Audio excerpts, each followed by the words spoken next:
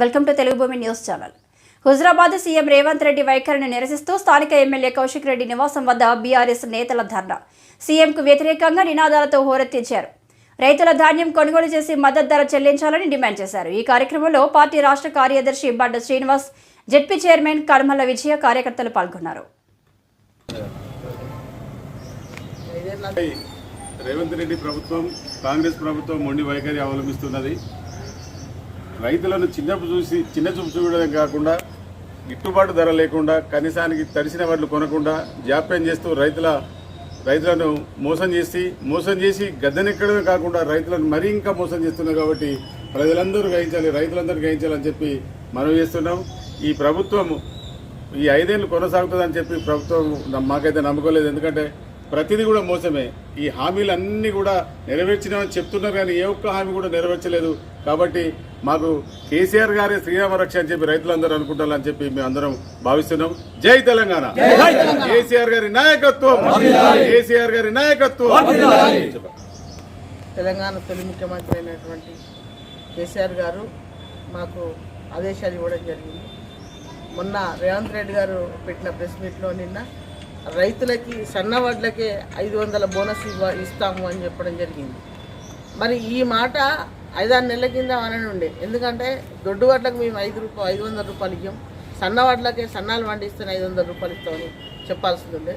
మరి రైతులు ఆశతోని దొడ్లు వడ్డు పండించి రైతులు ఆ వడ్లను ఐకేపీ సెంటర్ గవర్నమెంట్ కొనక నానా ఇబ్బందులు పడి తడిసిన వడ్లను కూడా కొనలేని పరిస్థితిలో ఇలా ప్రభుత్వం ఉన్నది.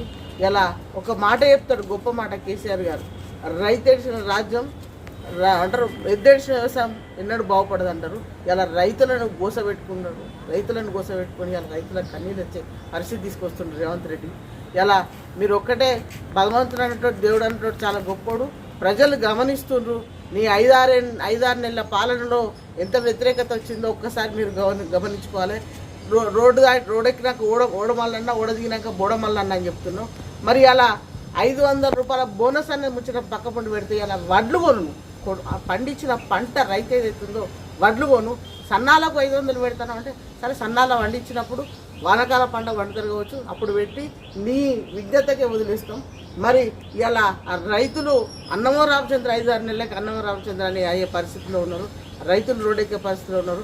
పండించిన పంట కాలువలో పోయే పరిస్థితి ఉన్నది. కాబట్టి మరి రైతులను దృష్టిలో పెట్టుకొని ఈ రైతులు ఇప్పటికి కూడా వడ్లు కొని అవి వడ్లు కొనాల్సిన బాధ్యత గవర్నమెంట్ మీద ఉన్నది. ఇలా ఒక 6 అబద్ధాల మీద వచ్చిన ప్రభుత్వం ఇలా నిజం కడప దాటక ముందుకే అబద్ధం రాష్ట్ర వ్యాప్తంగా చుట్టినట్టు ఇలా అబద్ధం మీద నువ్వు సీఎం అయినావు. మరి ఇక ముందైనా కూడా నీ ప్రభుత్వం కాపాడుకోవాలంటే ఖచ్చితంగా రైతులు రానున్న రోజుల్లో నీకు కర్రు కాల్చి వార్త పెడతారని గుర్తుపెట్టుకోవాలి. కేసీఆర్ గారి ప్రభుత్వం కోరుకుంటారు, కేసీఆర్ గారి నాయకత్వం కోరుకుంటారు, కేసీఆర్ గారే మా దేవుడు అని కోరుకుంటారు. ఇలా రైతు బంధు కావచ్చు, రైతు బీమా కావచ్చు, ఇలా రైతు రుణమాఫీ కావచ్చు. ఆగస్టు 15 లోపు రైతు రుణమాఫీ చేస్తూ ఉన్నారు. ఆ రైతు రుణమాఫీ చేసి నువ్వు ఒక సీఎంగా మాట నిలబెట్టుకోవాల్సిన బాధ్యత నీది ఉన్నది. ఒక పెద్ద మనిషి, తెలంగాణ పెద్ద మనిషిగా నువ్వు ఉన్నావు. అప్పటికి కూడా ఆ గౌరవం కాపాడుకోవాలంటే 2 లక్షల రూపాయలు ఆగస్టు 15 లోపు మాఫీ చేయాల్సిందిగా మేము కోరుకుంటాం. జై తెలంగాణ.